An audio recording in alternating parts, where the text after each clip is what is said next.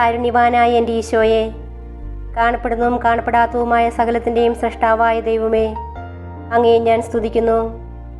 അങ്ങ് ഒരു പുതിയ ദിവസത്തിനായി എന്നെ വിളിച്ചുണർത്തിയിരിക്കുന്നു. എന്നെ കരുതലോടെ ഓർമ്മിച്ച പിതാവേ, അങ്ങേക്ക് നന്ദി പറയുന്നു. എൻ്റെ എല്ലാ പാപങ്ങളും ക്ഷമിക്കണമേ. എൻ്റെ ജീവിതത്തിലെ എല്ലാ കുറവുകളും നീക്കണമേ. ശുദ്ധമായ ഹൃദയവും കളങ്കമില്ലാത്ത ആത്മാവോടും കൂടി ഞാൻ ഇന്നായിരിക്കട്ടെ. എൻ്റെ മനസ്സിൻ്റെ മുറിവുകളെ സുഖപ്പെടുത്തണമേ. എൻ്റെ ഇന്നലകളിലെ വേദനകളിൽ നിന്ന് എന്നെ മോചിപ്പിക്കണമേ. ഞാൻ അങ്ങയെ പൂർണ്ണ ഹൃദയത്തോടെ സ്നേഹിക്കുന്നു. അങ്ങയുടെ വിലയേറിയതും വിശുദ്ധമായ രക്തം എപ്പോഴും എനിക്കും എൻ്റെ ഭവനത്തിനും സംരക്ഷണ വലയം തീർക്കട്ടെ. ഈ ദിവസത്തിൽ ശത്രു എനിക്കായി ഒരുക്കുന്ന എല്ലാ കെണികളും ഭേദിക്കുവാനും അങ്ങയുടെ കാരുണ്യത്തിൻ്റെ അനുഗ്രഹങ്ങൾ സ്പർശിക്കുവാനും എന്നെ അനുവദിക്കണമേ. എൻ്റെ കണ്ണുകൾ നിറയുവാൻ ഇടവരുത്തരുതേ. സന്തോഷവും സമാധാനവും സമൃദ്ധിയും എന്നും ജീവിതത്തിൽ നിലനിൽക്കുവാൻ എനിക്കിടയാക്കണമേ. ആമേൻ.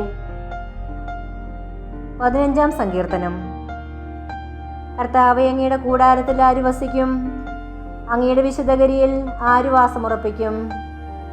നിഷ്കളങ്കനായി ജീവിക്കുകയും നീതി മാത്രം പ്രവർത്തിക്കുകയും ഹൃദയം തുറന്ന് സത്യം പറയുകയും ചെയ്യുന്നവൻ, പരദൂഷണം പറയുകയോ സ്നേഹിതനെ ദ്രോഹിക്കുകയോ അയൽക്കാരനെതിരെ അപവാദം പരത്തുകയോ ചെയ്യാത്തവൻ, ദുഷ്ടനെ പരിഹാസനായി കരുതുകയും ദൈവഭക്തനോട് ആദരം കാണിക്കുകയും നഷ്ടം സഹിച്ചും പ്രതിജ്ഞ നിറവേറ്റുകയും ചെയ്യുന്നവൻ, കടത്തിന് പലിശ ഈടാക്കുകയോ നിർദോഷനെതിരെ കൈക്കൂലി വാങ്ങുകയോ ചെയ്യാത്തവൻ, ഇങ്ങനെയുള്ളവൻ നിർഭയനായിരിക്കും.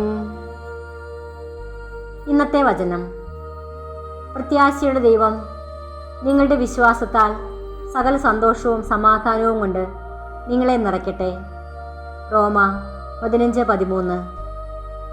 ഞങ്ങളുടെ സന്തോഷത്തിന് പ്രകാശമായ ഈശോയെ, ആഗമനകാലത്തിൻ്റെ ഈ അനുഗ്രഹീതമായ പ്രഭാതത്തിൽ അങ്ങയുടെ രക്ഷയുടെ സന്തോഷത്തിലും സമാധാനത്തിലും ഞങ്ങളുടെ ഹൃദയങ്ങളും ജീവിതവും ഒരുക്കപ്പെടുവാനുള്ള പ്രാർത്ഥനയോടെ ഞങ്ങൾ അണയുന്നു. സന്മനസ്സുള്ളവരിൽ ആഗതമാകുന്ന സമാധാനത്തിലും സന്തോഷത്തിലും ഞങ്ങളുടെ ജീവിതങ്ങളെ അനുഗ്രഹിക്കുകയും ചെയ്യണമേ.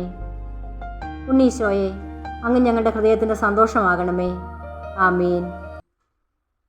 അത്യുന്നതന്റെ മറവിൽ സർവശക്തന്റെ തണലിൽ പാർക്കുന്നവൻ ഭാഗ്യവാൻ, ഭാഗ്യവാൻ. എന്റെ സംഗീതവും കോട്ടയും ഞാൻ ആശ്രയിക്കും ദൈവവും നീ മാത്രമെന്നു കർത്താവോടേറ്റു ചൊല്ലിടും, അവനേറ്റു ചൊല്ലിടും.